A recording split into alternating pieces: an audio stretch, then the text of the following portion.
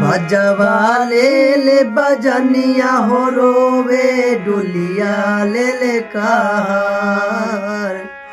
बजवा ले बजनिया हो रोवे डुलिया ले कार। अधार दिले के हम हो रोई चनुआ जले ससुरार। अधार दिले के हम हो रोई जनुआ जले ससुरार। अब बजर कर जवा फटी फटी जाए देखी आंसुआ के धार।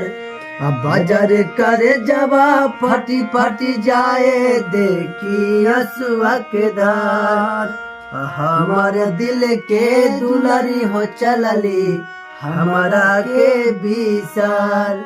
हमारे दिल के दुलारी हो चलली हमारा के विसार। तो गाइस हमारा गाना कैसा लगा आप लोगों को, तो प्लीज आप लोग कमेंट बताइए एंड अपने भाई को फॉलो कर लीजिए।